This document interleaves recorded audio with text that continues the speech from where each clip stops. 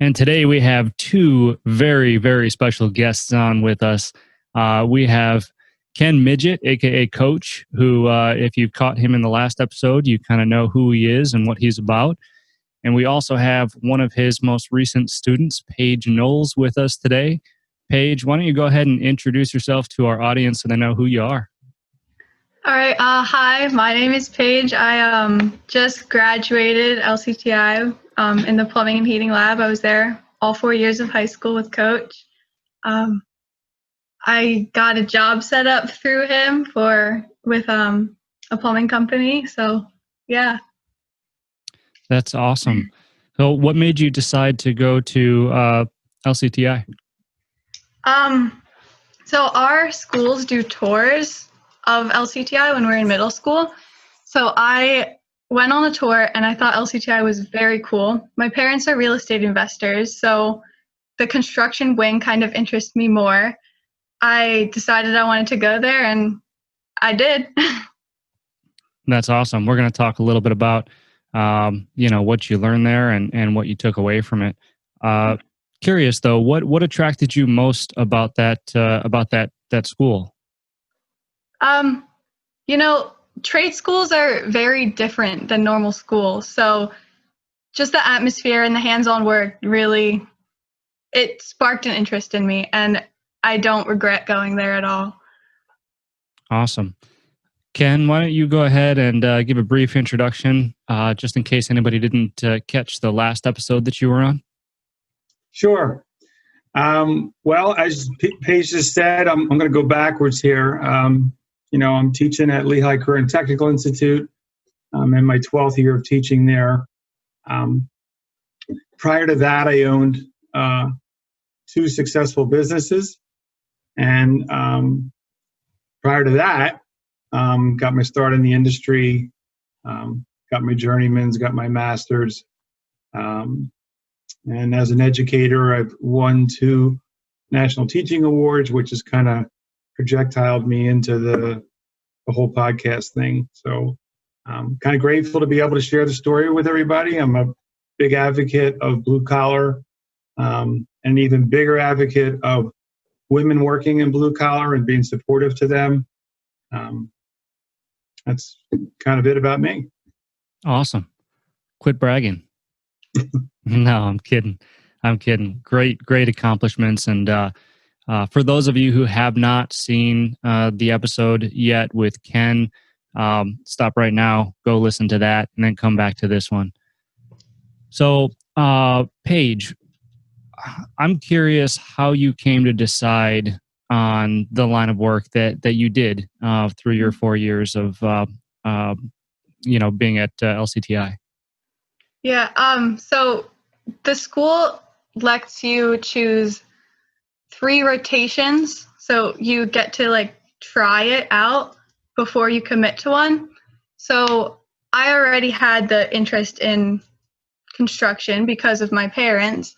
So when I went to the HVAC lab, I went to plumbing, and I went to electrical. And the way I was treated in plumbing, the things I learned, I just picked up super quickly. So it just worked out for me the best, and everybody accepted me. So. Oh, that's really cool. I've done podcasts in the past with people who were a huge advocate for having programs like that where you're able to try different things before you decide on, a path to go. I think that's a great way to really understand and get used to, what you're interested in, and give you a preview into all the different worlds. So, aside from being, feeling accepted in the plumbing aspect of it, from a technical standpoint, what do you like most about it? It's hands-on. Yeah. I did well in school, but I always felt like I was missing something. As soon as I went to the trade school, I did more. I got excited about doing stuff. So the hands-on work and being able to get water to someone's house and that kind of stuff, it's helpful. And I like that a lot. I'm needed. Yeah. No, I respect that a lot. Hands-on work is super important. and in society today, it seems like there's a perception that's been generated that hands-on work is an equivalent to theoretical work, work of the mind. And, but the funny thing is, if you look up intelligence in the dictionary, it says what? It says practical applications of knowledge, right? And you can't practically apply anything without using your hands. So, I think that's really great. And, curious about your opinion of hands-on work compared to theoretical work. Not to say that one is better than the other, but what do you see as the main differences there? Throwing you for a loop on this one. Yeah, definitely the stuff that is being accomplished. I feel like theoretical is very just words. Like there's no actions about it. When you're actually doing something, that's proof to me that you have that knowledge, you have whatever, you're doing it. So awesome answer. Very, very, very good answer. Ken, I'm going to jump to you. So our last discussion, I know that you find it rewarding to pass on your knowledge to young people like Paige over here. But how would you describe the feeling that you get when people like Paige complete your course? Well, I'm going to separate that question into two categories. One, personally, it's a feeling of, being euphoric and a sense of accomplishment. It's really hard for me to talk about her success, and she knows this, and I can see her smiling already, without, flat out becoming emotional over it, because I'm just so proud. And I've said I'm so proud of her to her probably 1,000 times in the 4 years I've been with her, because I truly am. I mean, right from the heart. I mean, she's just wonderful kid, young woman, I'm sorry. And, very determined individual. It's the kind of thing that you wish for to see in more of your students. And it has nothing to do with gender. I mean, that just is like a special caveat to me that, she's a female and she's just pushed so hard to overcome things. I teach much differently in that I don't micromanage. I let students, I show them what has to be done, make sure that they can't get hurt in the process, and then let them critically and creatively think how to resolve the problem, because that's what the world wants. And I would watch her, with an 18-inch pipe wrench lifting herself off the ground. And then, then I would get involved with her and teach her things about leverage and whatnot. And, just always the kind of person that would step up when you needed something. If I needed an older level student, once she got up into the levels 3 and 4, and even as a level 2, if I needed something demonstrated, she was right there. I never had to ask her twice. Most of the time she volunteered. And I think she genuinely enjoyed the whole process, where a lot of students are, oh man, I'm not doing that if I make a mistake. And the other part of the professionally is knowing that I've impacted someone's life in a positive way. It kind of just fuels my adrenaline rush and pushes me to want to do more. And I guess lastly, and this is probably more personal, is just a sense of sadness that, she's not going to be walking in my classroom in August, although I have the luxury of having both of her younger siblings, who are both rock star students as well, returning this August. So that makes me feel very happy. But I know that whatever she does, I guess my takeaway from Paige specifically, no matter what she sets her mind to do, she's not going to be good. She's going to be absolutely fantastic at whatever her end game is. And there's probably going to be a lot of end games. I don't think she's going to settle out and do one thing. That's awesome. That's a really great answer. So that's what you saw most in Paige going through your course, is her ability to overcome obstacles and really just a general perseverance through any challenges that she saw. Yeah, highly determined and not one to get bumped, easily. I watched her. I didn't get to see her personally, but I saw pictures of her competing at the State Skills USA as a plumber. So she had to win districts first. She moved on to the state competition. This is last school year, not this most one that just ended. And, you know, there she is, one girl competing with 80-some males in the same room. I think that takes a lot of guts, you know. And not only did she just hang in there, I mean, she got silver at it, and she, you know, she knew what she did wrong. She already started to make the corrections for this coming year. Unfortunately, because of COVID, it got stolen from her. But the point is that she stayed focused and got it done, even with all those other mental pressures, I would imagine, that probably played on her a little bit. And she just, there's this young woman up there with pigtails holding a torch. And I was so proud to see all these pictures. It was just crazy. It's really a crazy thing. Oh, that's really awesome. My company here, Windy City Equipment, just partnered with Skills USA, or in the process of partnering with Skills USA. So I'm really excited about that. My end game is to speak at their annual conference and talk to everybody involved. It's my understanding they've got like 30 or 40,000 people that show up to that thing every year. Unbelievable. You know, what a great organization. You know, and I'm excited to be involved.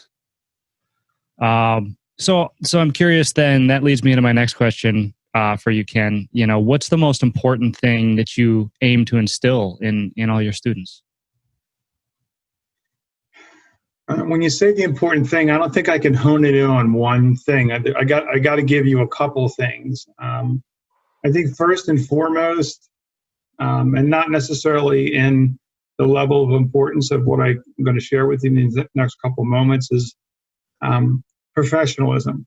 You know, being a professional in the classroom, being a professional in the workforce, removing all the stereotypical things of plumbers and butt crack and filthy, dirty people, and charge enormous rates and do shoddy work and leave more mess than they found when they got there, and just all these negatives, typical stereotypes that come along with being a plumber.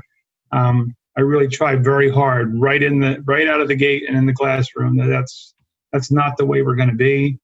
I have very high values with the work that the students do in the program, and I'm not going to accept work that's shoddy looking, because the world's not going to accept it, and that's your name. Your name's on that project. So, and then I guess the next thing would be the value of hard work and the unlimited potential of what they can do to be not just successful, to actually be highly successful.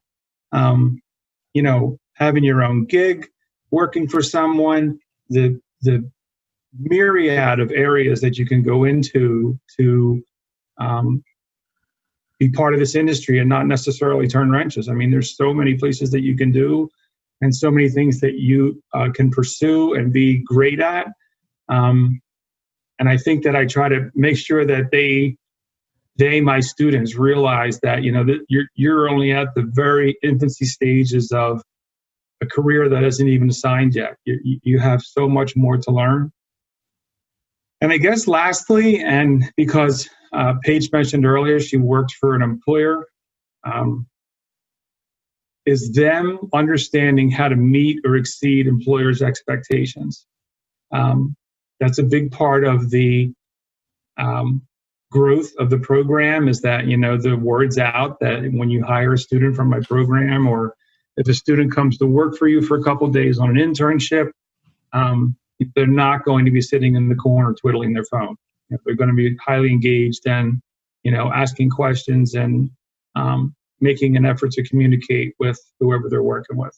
So those are the things there's a lot of things, but those are the 3-4 couple things I think that are most important that I try to make sure that each kid gets. That's I think that's a really awesome answer. I know we touched on it a little bit in the last episode, but it's really nice to hear you say that, because that's ultimately, I mean, that's what this industry needs, right? It's a whole perception shift. You mentioned plumbers and the butt crack. That's like the pinnacle of the trades right there that everybody pictures, right? As soon as somebody says plumber, they think butt crack. It's like, it's so much more than that. I mean, the different avenues of success are I mean, there's just so many different ways just in the plumbing industry, not even to mention HVAC or electrical or any of those other trade industries. In each specific one, there's so many different paths to succeed. And the things that you just mentioned, Ken, are what enable it. The professionalism, the meeting or exceeding employer expectations. I mean, these are fundamentals that can carry you in the trades for a long time and a long way. So I really like that thought process. So Paige, before I get into my next question for you, I have one that I didn't write down. I didn't send over to you, but I'm curious because I did listen to your speech a couple of times, which you did a fantastic job on, by the way. You had mentioned that you had some adversity from your peers or pushback from your peers about the path that you wanted to take. Can you speak a little bit on that? Definitely. In middle school, when we were deciding our future paths going into high school, a lot of people judged me. Not only my peers saying that, like, you shouldn't go to tech school, that's for the stupid kids. Also, some teachers did not support it. They thought, you're too smart, you need to go to college, even though that's not what I wanted to do for my life. So all in all, like, not just students, there was always a lot of judgment, but I did it anyway. That's great. And what was when you got that kind of feedback and you got that kind of pushback, it's one thing to hear that from your peers, right? You can most of the time you can tell your friends to shut up.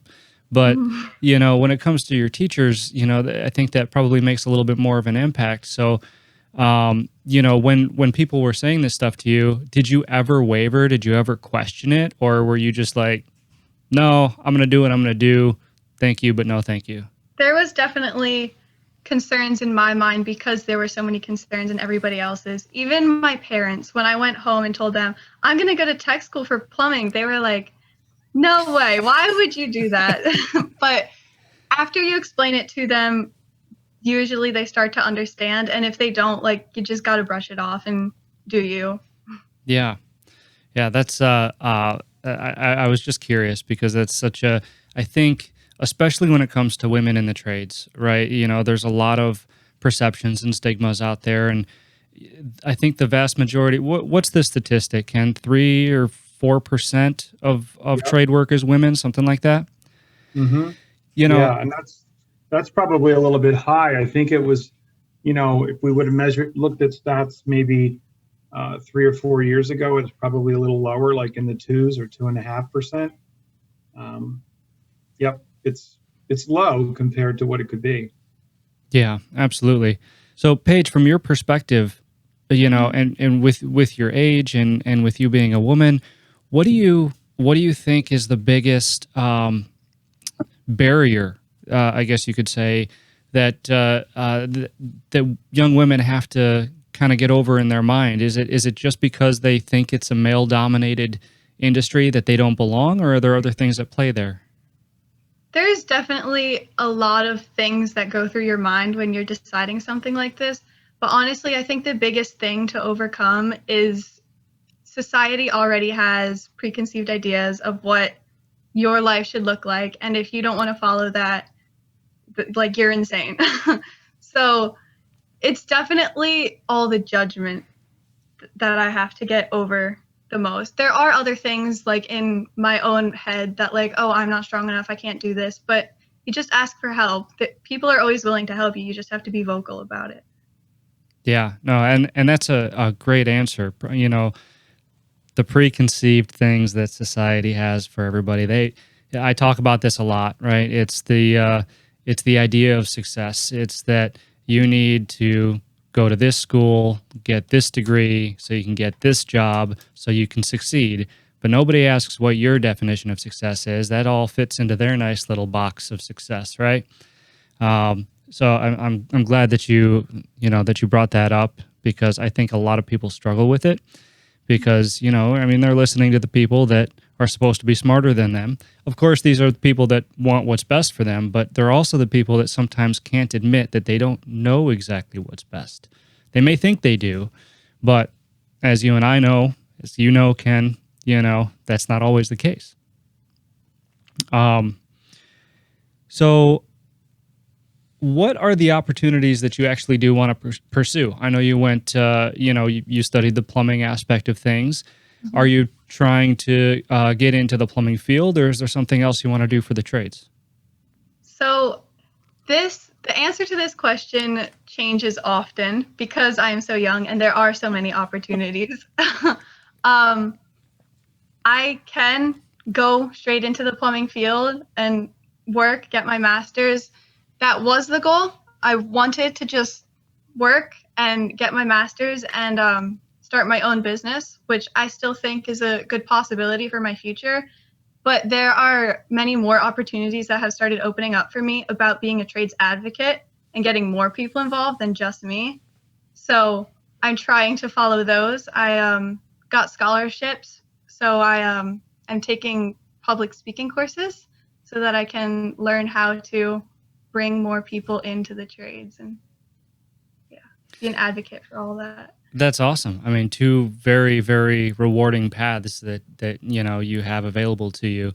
And I mean, just quite honestly, the trades need people like you, to be the voice, of reason, really, because one thing, I've talked to a lot of people on this podcast, off this podcast, trades are a passion of mine. They weren't always a passion of mine. I didn't realize I was passionate about the trades until I got into the trades.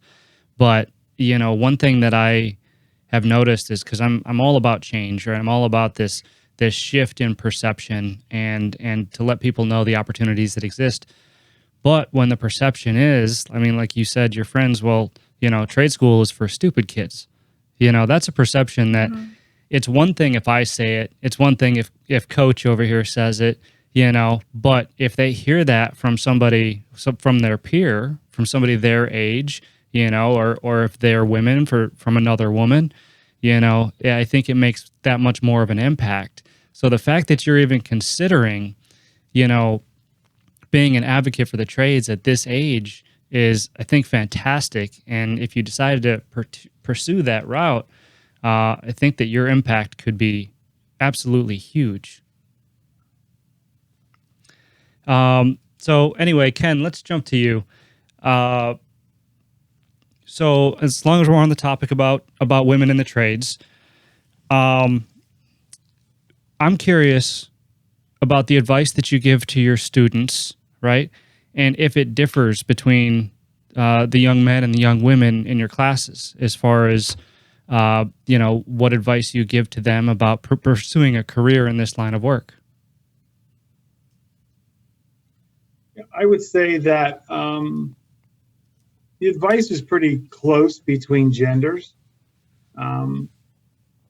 There's some diversity in the delivery of the device because, every student's a little bit different and they're wired differently. And, the more and the more rapport you've built with the student, which is, number one thing before you try to do anything from an advice or guidance perspective. They need to know that you're the real deal and that you're there to help them.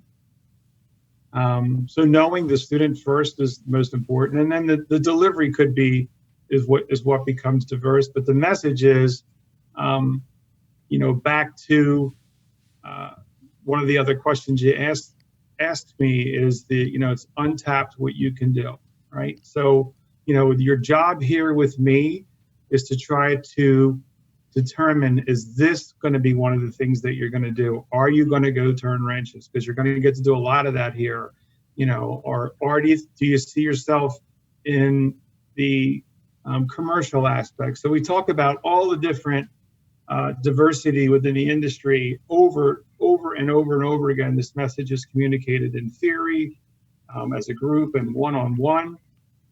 I would say some of the things I do a little differently, and I think it's very necessary with the young women, is that, I tell them that what they should and should not tolerate in the workforce.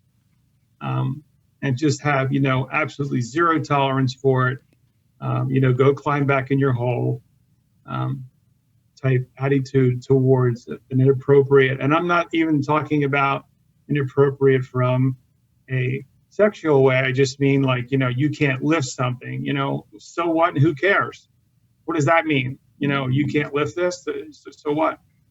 What does that mean? So, and as Paige said, there's plenty of people that are willing to help. And, I think just weeding out the people that, the men that are just living like it's 1966, I think that's the biggest problem for the young women coming into the industry. Mm-hmm. The ones that, there's a gal up in New York, Julian Cassidy. I think she's all of 4'11". I could be wrong, might be 9. And when she applied to be in the plumbers union, she was told to go home and wash the dishes. I mean, just that mentality is what I try to instill, that, you should not tolerate that, and don't let that discourage you from moving forward.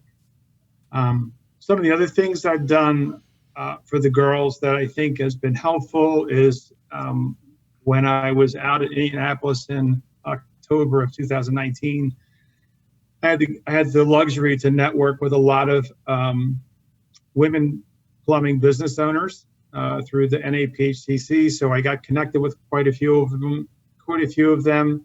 I arranged for all the young women in the program to do a 1-hour Zoom meeting with 2 women business owners.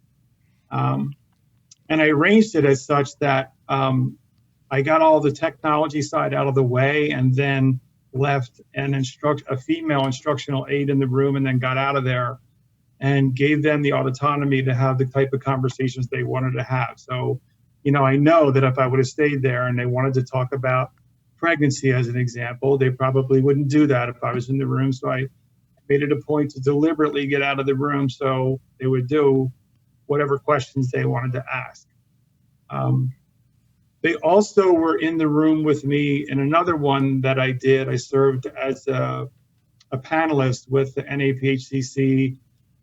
They did a webinar on women in the workforce, specifically related to construction. And they were actually in the room where we were doing, I had 2 of my alumni on each side of me at a table that they were also panelists on this discussion.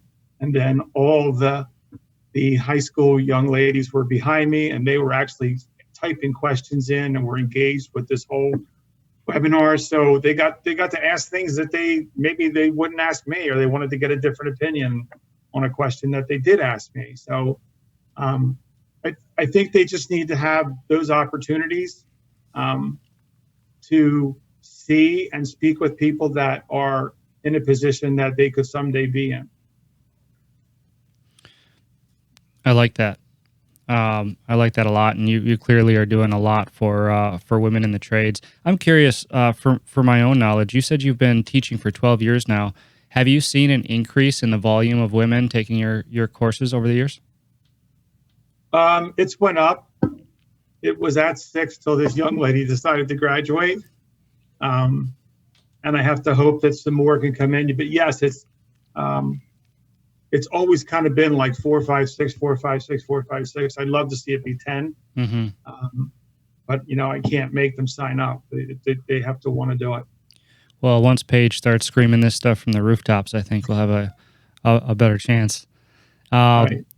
So, and I like what you said, about kind of the advice and the delivery was different between genders, and being able to explain kind of where to draw the line, and that's intriguing to me, because it kind of plays into the whole thing. Is people don't like uncertainty, right? And I think that there might be a level of uncertainty with women coming into the trades because they don't know where to draw that line. they don't know, basically, what does it mean to not take shit? You know what I mean? When do you go to management? When do you ignore something? When do you kick a dude in the nuts? I mean, there's all these different lines, right? That aren't clear right now.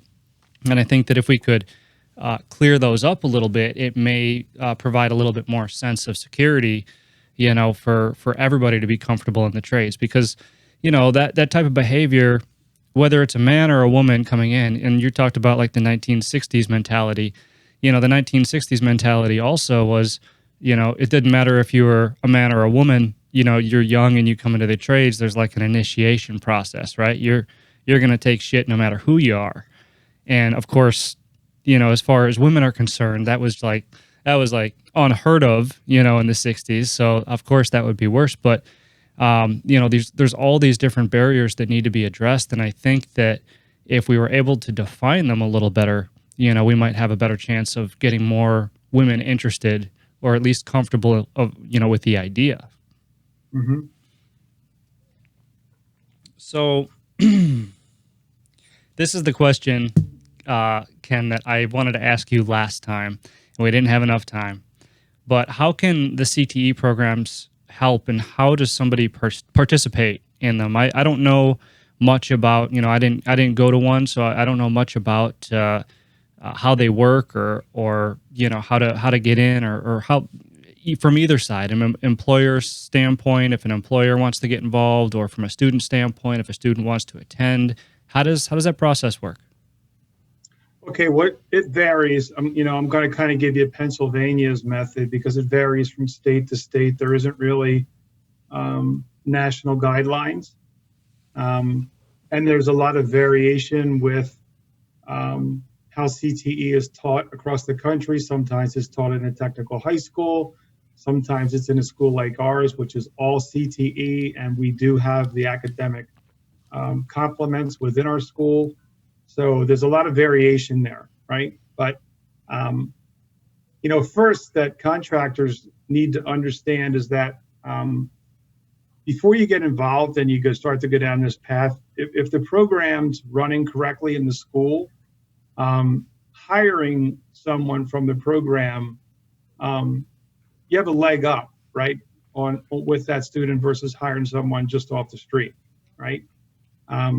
Hopefully, if the program's being run and it's successful, then the person's coming to you with, at a very, very minimum, safety knowledge, and pool safety knowledge, and possibly there's some OSHA credentials, and they're going to have credentials from their state, from graduating from the program. So that's the first step, is that the contractor needs to understand that that's kind of what you're looking at. You're not looking at this walk-in off the corner type thing.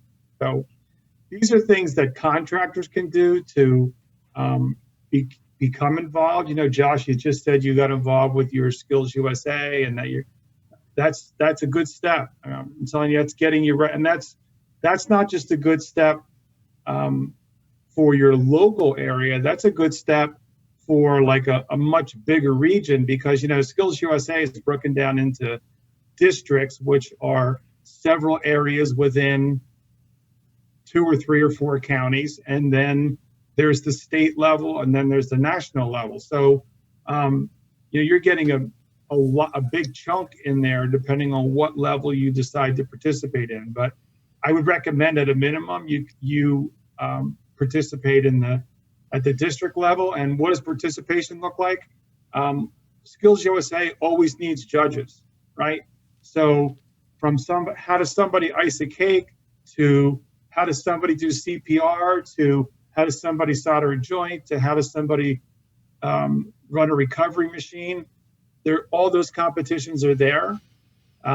So there's a good way to see, and you're typically going to be looking at the best of the best in your area.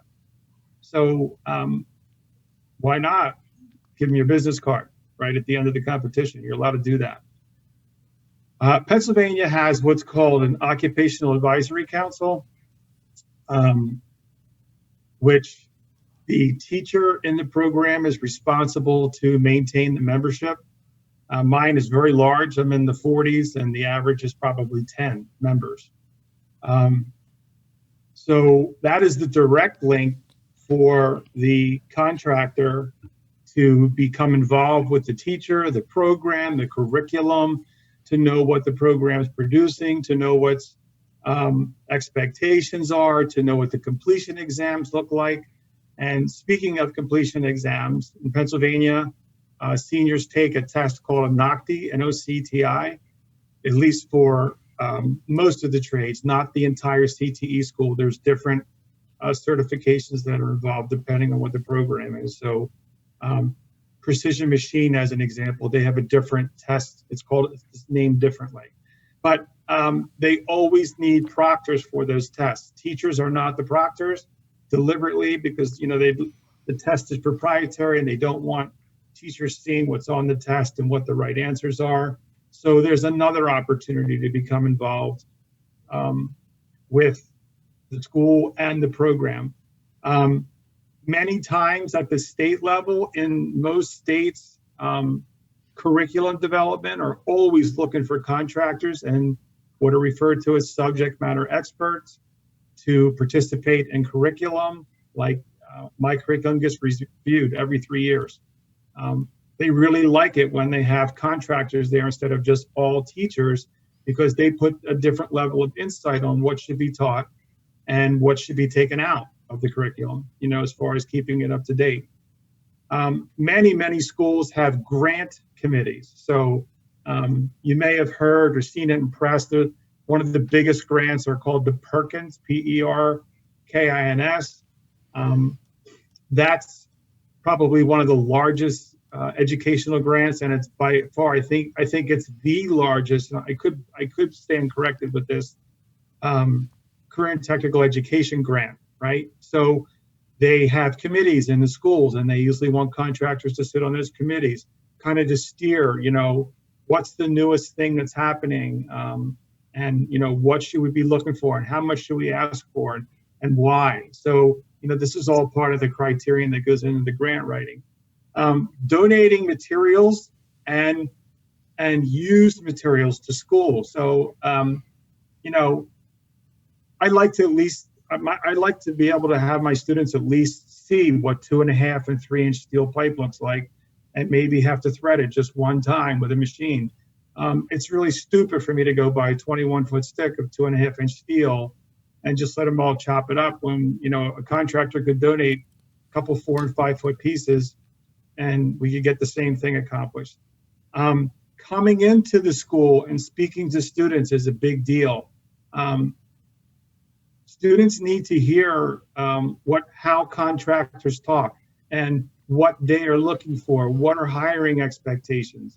So now you're putting your face in front of them, which is extremely powerful for your company, because now they can connect the name, the voice, and the face when they see your truck drive down the street. So that's probably really one of the big impacts. And when you do that, please make sure you don't just send in your service manager and your owner. That's wonderful, but make sure you send apprentices in, first and second year apprentices, because they're going to be able to relate better to those students, those high school kids that are in that classroom, way better than a service manager that's 35 years old. Not to say that person doesn't have important things to say and they shouldn't be heard, but the apprentices are really the most impactful thing. And there has been other situations too. I haven't accomplished this yet in my program, where when apprentices come in, they actually go in the lab and work with a kid.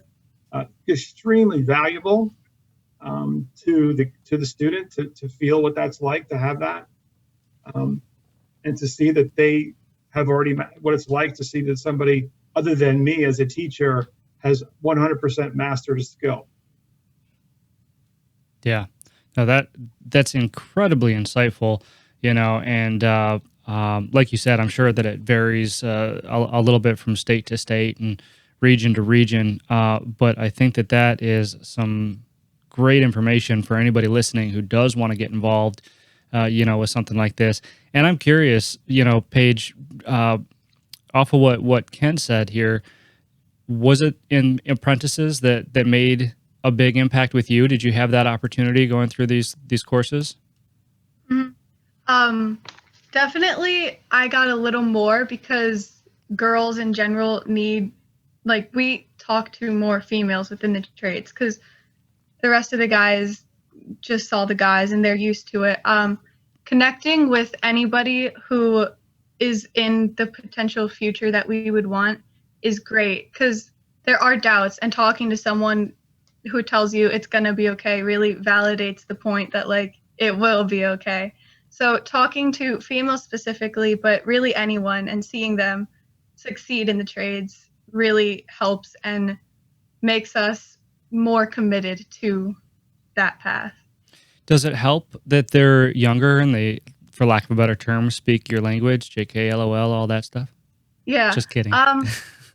It is actually very helpful because there are different priorities in the younger generation. So being able to connect and see that they're still doing it is pretty nice. Yeah, no, I bet it would be, and that's kind of, if exactly what I meant when I say that your voice could be very loud in the industry, because I think you would be very good at relating to people of your generation, and you probably, and I'm sure this is what Ken was alluding to, that apprentices kind of have the same mindset. They know what you already might think could be a challenge, and they've already addressed it, or they're already addressing it. So they can give you some insight that actually makes sense. Like if I asked my dad for some insight, right, in the trades, he'd say, well, pull up your bootstraps and suck it up, figure it out, And, sometimes that works for some people and sometimes it doesn't. Now, if he were to say that to my little brother might cry. I don't know. Just kidding, Ryan, if you're listening. No, I'm not. But yeah, I definitely see the value in that. And I think we need more of those voices, to help close this gap. So, Paige, I'm going to skip my next question because you kind of already answered it with, where do you hope the skilled trades are going to take you? So I'm going to reframe that a little bit. And I want to know what your definition of success is, not just professionally, but, overall, what is your definition of success? What does it look like to you? I feel like most people would just say doing their life, having the money, whatever. But for me, honestly, success is happiness. So as long as you're happy doing what you're doing, you will feel successful. And people will be jealous of you when you're happy, when they're miserable doing a job that they hate. So to me, success is all about your happiness and choosing what you want to do with your time. That's a great answer. And what specifically about this industry makes you happy? It's needed. So I feel like I actually have a role in other people's lives, and I'm helpful. Some jobs, it's just a job. You get paid, that's what you're doing. Plumbing and any of the trades, really, you're doing something that will benefit everybody. Amazing. Ken, I think I discussed this with you before, but again, I've talked to a lot of people, more older people than younger people. And so it's amazing to me when I can get the same answer from somebody who's 75 years old and somebody who's, how old are you, Paige? 17. 17 years old. It boils down to helping people, being able to be that person that somebody can count on. I say it all the time, trade work is what manufactured the world as we know it. You look outside and everything that helps human beings was developed by the trades. We have automobiles on the streets. People had to pour the pavement for those streets, street lights so you can see in the dark. Somebody had to wire those lights, and I talk about this a lot, but I think one of the issues that the trades have is that they are everywhere. And because they're everywhere, it's taken for granted, right? Yep. Like that penny on the dresser that just has been sitting there for like 9 months. The penny's there, but you don't see it anymore.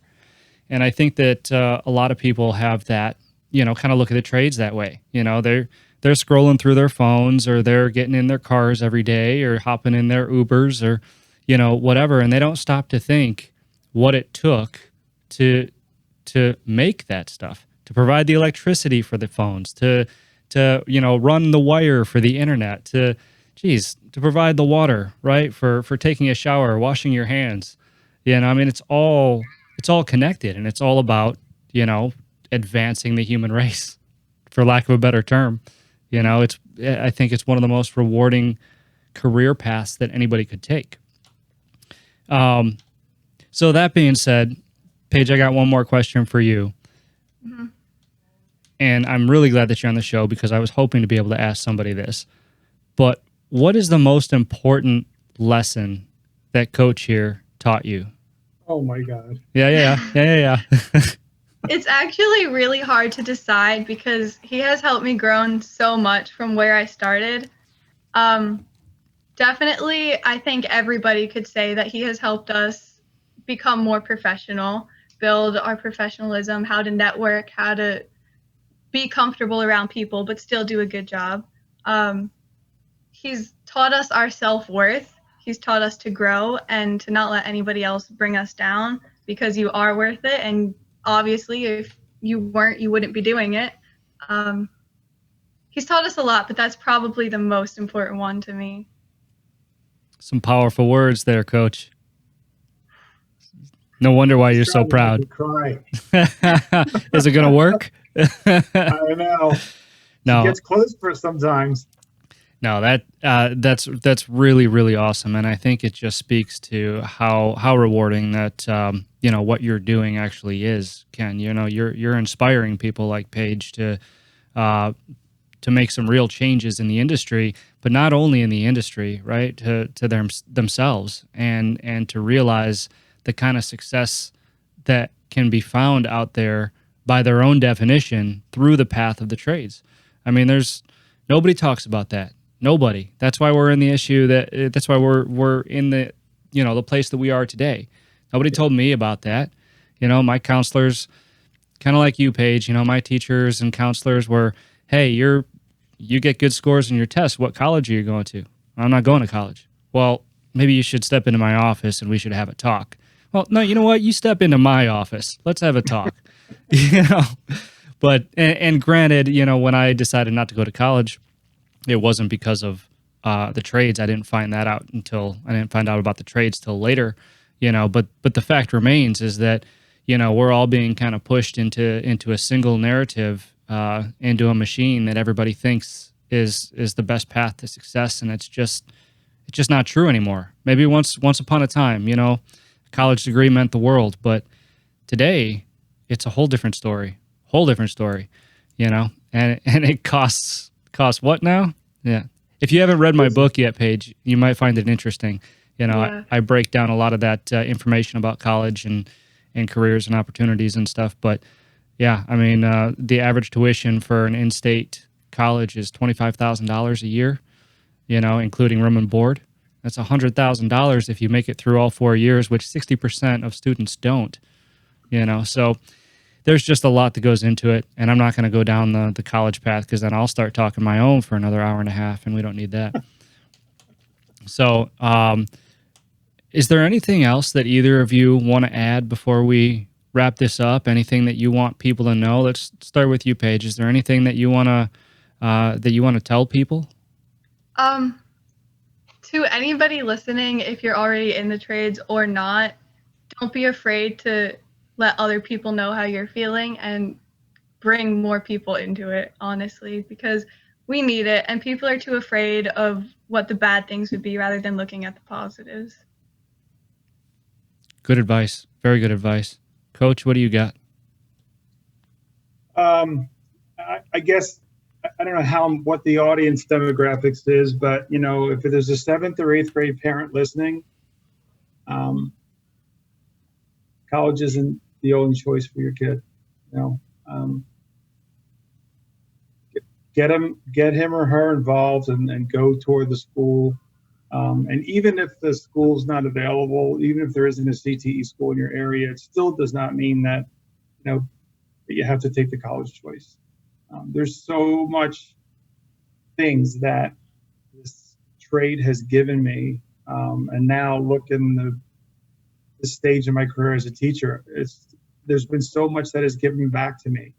I think that's one of the things. I don't know if you get that in another typical career, that maybe as a doctor or an attorney or a nurse, you get that feeling because you've helped all those people through the life of your career. But and there's so many people that you come across in your time with your career. The web and the net gets so huge of all the people that you know. So it's where I'm going with this, but not necessarily just plumbing, but any trade. There's so many great people in it, and there's some idiots too. There's some idiots in everything, right? It's an epidemic. I just wish more people and more women would give it a chance, because I think it's so untapped for them. Some of the single moms that are out there, I know it would be a big paradigm shift for them to shift careers for whatever they're doing, but they could provide for their children and have a whole different lifestyle 4 or 5 years out if they could stick it out. Yeah. Actually, can I add something to that? Absolutely. With Coach saying that the 7th and 8th grader students like getting exposure to it, I 100% agree with that. I think that a lot of people aren't so close-minded about it. They just don't know about it. So definitely getting the exposure out there, and once they are interested, supporting them and not bringing them down and saying that that's the wrong path, it'll definitely help. So the support is definitely needed. Breaking through their own barriers of perception, right? And realizing that there's more than one path to success for your kids. And ultimately, if anybody defines success how Paige defines success as happiness, why wouldn't they want them to pursue whatever makes them happy? Practically speaking. Yeah. Anyway, I really appreciate both of you coming on the show and sharing your thoughts and opinions and wisdom with me, and the listeners, of course. So thank you so much. If either of you want to, tell people where they can find you, feel free to do that now. Otherwise, thank you both so much for coming on the show. Thank you, Josh. Thanks for having us. It's a great opportunity to speak, and I'm really proud that this is like another whole thing with this young woman here. To be on a podcast with her like this, it's really cool. As far as reaching me, you can get in touch with me at school. I'm on LinkedIn. I'm on Instagram. I think I might have sent you the links for all that stuff. But if you want to find me, you'll find me. It's not that difficult. Awesome. Paige? Yeah, thank you so much for having me and for this opportunity. I'm so grateful that I'm allowed to have a voice. If anybody wants to contact me, my email is plumberpaige@gmail.com, and that's basically my username for everything, plumberpaige. Instagram is plumber_page, but yeah. Awesome. Paige, keep getting that voice louder and louder, and we will talk to both of you soon and hopefully again. But thanks again, and we'll catch you guys next time.